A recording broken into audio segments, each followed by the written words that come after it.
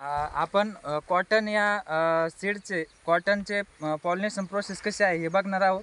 तर हा जो हे जे तास आहेत हे नाराचे तास आहेत, ज्याला आपण मेल म्हणतो.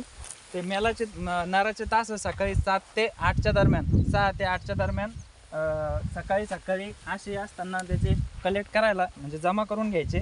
त्याच्यानंतर याच्यापासून याच्यामध्ये जे फुंकेसर आहे याची पावडर तयार करायची. म्हणजे पावडर याला असते, उन्हात ठेवल्यानंतर पावडर येते. ही पावडर या चाळणीमध्ये हे असं फुंकेसर ठेवून विळीच्या साहाय्याने इथं केलं आहे बघा. विळीच्या साहाय्याने असं सकाळी 8 ते 10च्या दरम्यान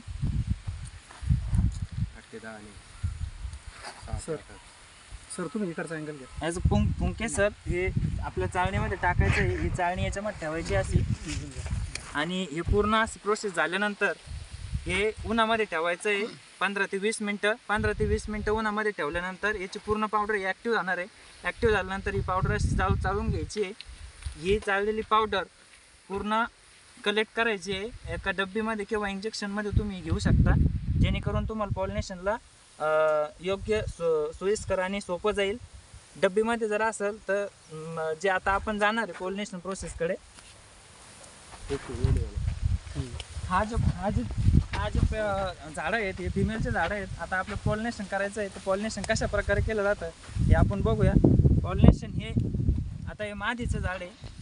याला सर्वप्रथम रिमार्कसाठी आपण पॉलिनेशन करतोय, याचं रिमार्क म्हणून हे वरचं कापायचं आहे असं, आणि याच्यामध्ये आपली पावडर असणार आहे, जे बाटली किंवा इंजेक्शन, त्याने सोपं जातं.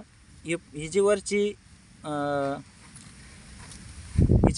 वात आहे, ही जी कळी आहे, या श्रीकेसरच्या वरचा भाग जो आहे ह्या भागाला या पावडरमध्ये असं पूर्ण बुडून घ्यायचं आहे, जेणेकरून त्याला पूर्ण अशी पावडर लागली पाहिजे, प्रॉपर त्याचं पॉलिनेशन झालं पाहिजे. अशा प्रकारे याचं पॉलिनेशन केलं जातं. असं पॉलिनेशन जर प्रॉपरली झालं तर एकदम स्ट्रॉंग असे ब्लोस आहे, स्ट्रॉंग असे एकदम मजबूत आणि पूर्ण म्हणजे चांगले बोंड येतात. पूर्ण पॉलिनेशन जर प्रॉपरली झालं तर चांगलं मोठं जास्तीत जास्त उत्पन्न आपण याच्यामध्ये घेऊ शकतो. आणि याचा जो भाव आहे, जो कंपनीनं दिलेला भाव आहे, हा एकदम एक्सलंट असा आहे. तर अशा प्रकारे पॉलिनेशन हे नर मादीचं केलं जातं.